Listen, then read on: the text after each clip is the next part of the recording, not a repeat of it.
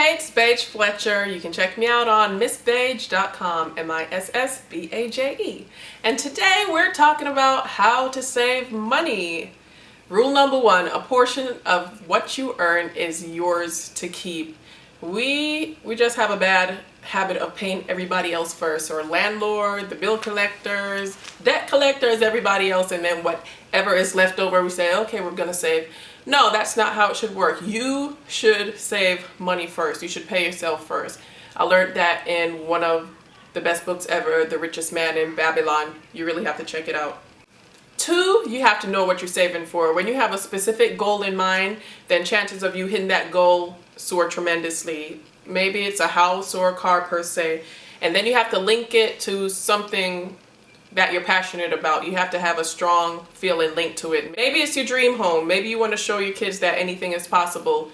Go to open houses, find your perfect home, put your kids in front of the house, take a picture, print out a few of those pictures and keep them everywhere. Keep one in your wallet, one in the kitchen, one beside your bed, one in the car, one on the bathroom mirror. Tape it to the bathroom mirror so you're constantly reminded of your goal. That works. It definitely works for me.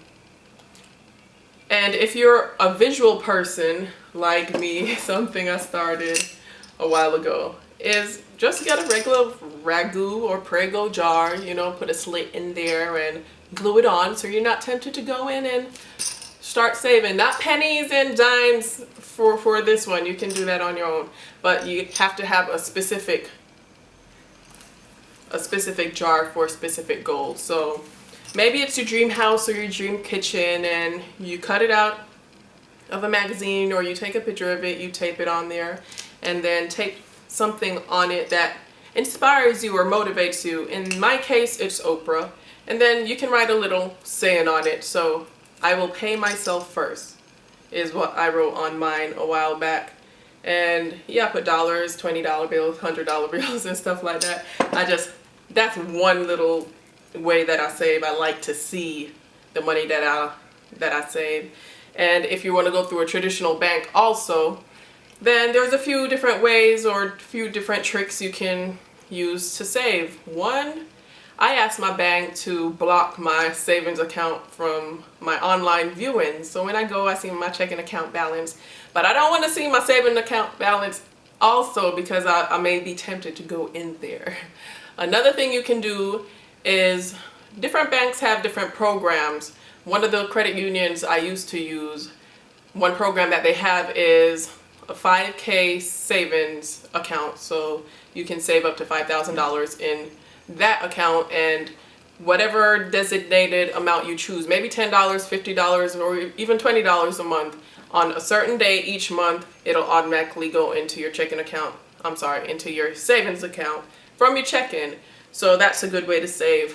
Also, you can check with your employer and your bank to see if they can split up your paycheck, like put majority of your paycheck each month in your checking, and then maybe a smaller, maybe 10% from that check to your savings. And that's a way to save too. If it automatically comes out of your check before you even get to see it, then you're not that anxious to spend it.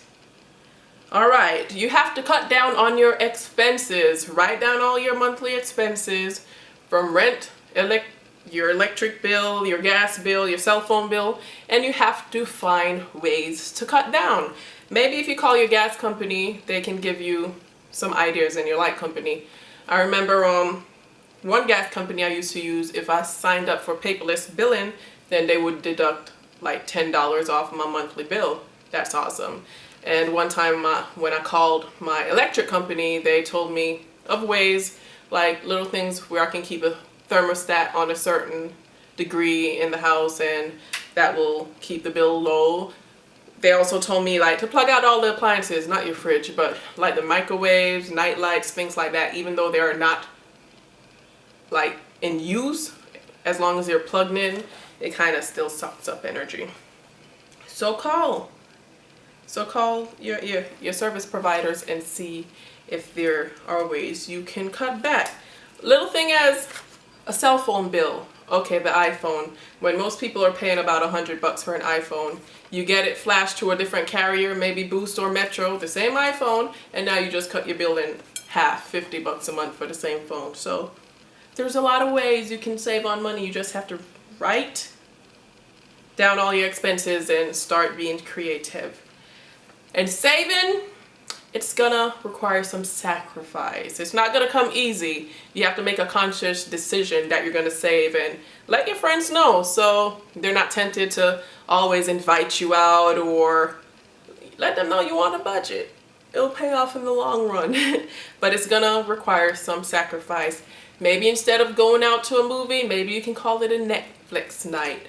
Maybe instead of going out for dinner, you can pack some food and go to the park, and y'all can spread a blanket, get some books, and call it a picnic. But it's going to require some sacrifice. And sacrifice is not getting what you want now for what you want in the future. So as long as you have your bigger goal in mind, then you should be good. All right.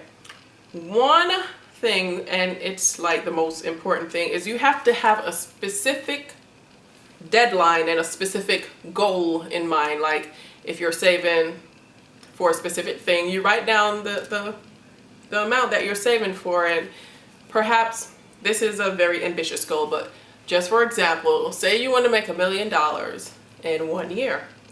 You have $1 million, you divide it by 365, so that would give you about $2,739 each day. You break it down even further, like that's about $300 an hour, and it's about $5 a minute. So then when you break it down like that, then it's easier for you to come up with a goal. You just have to sit down and think of ways to achieve your goal. So that was just some of the tricks I've used that worked for me. Hopefully they work for you also. Well, check out my books. I share a lot more information, especially financial information, in them. So subscribe to my channel. Follow me on Twitter, Model Baje, B-A-J-E, or on Instagram and Facebook, that's Miss Baje, M-I-S-S-B-A-J-E. And don't forget to check out my blog, missbaje.com. All right, back to breakfast.